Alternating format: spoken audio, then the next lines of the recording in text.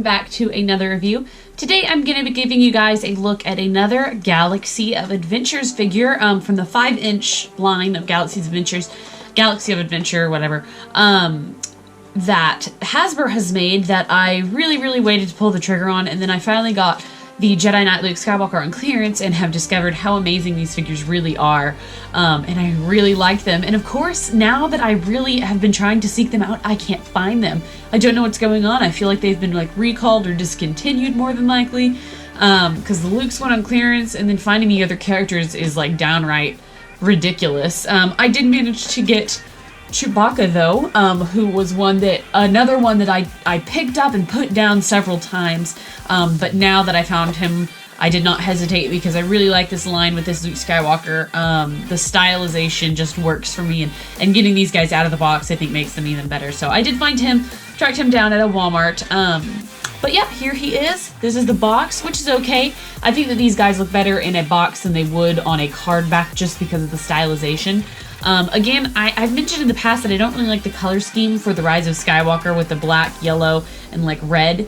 Just not a huge fan, and it does carry over a little bit on this box. You get a picture of Chewbacca, that he does the Wookiee slam, which is interesting. Here's the wave of figures that come with Chewbacca's wave.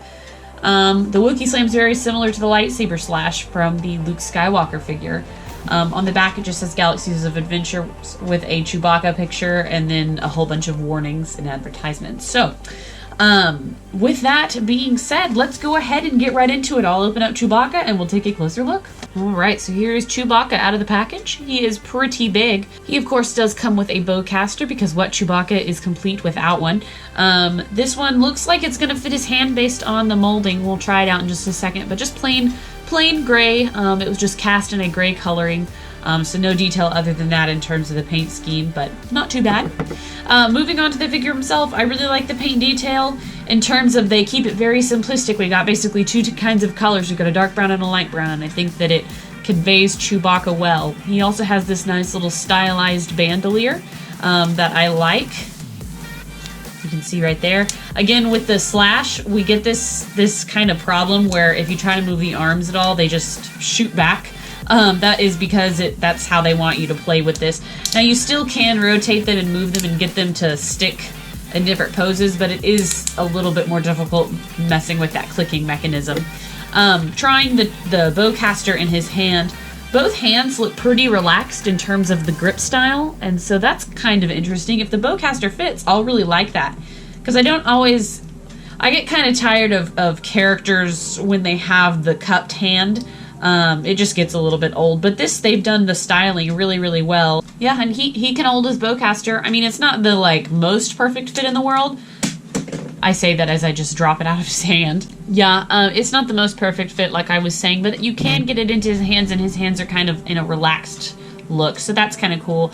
I bet if you play with it more, you can get it to stick better than me. You know, I was just kind of putting it in for the sake of this video. But yeah, his bandolier looks pretty cool. The color pattern on him is interesting, other than the weird movement in the arms that causes the slashing attack, which I could go without. I think that the figure itself looks really good. Chewbacca's got a great face sculpt. Again, very stylized, which is I think what makes these figures really unique, other than the scale that they're in. And lots of posability, honestly.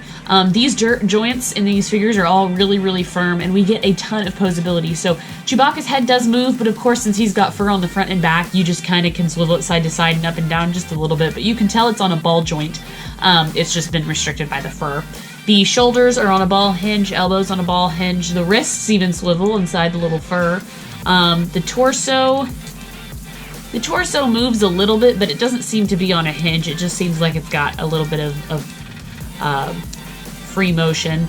The hips, again, are going to be like the Luke Skywalker, where they're on a ball joint, so those move. The knees do move. The joints are really tight. They're on a ball hinge, I believe. And then, of course, the ankles move. Again, though, we're going to have some restrictions with the ankles because of the fur with this figure.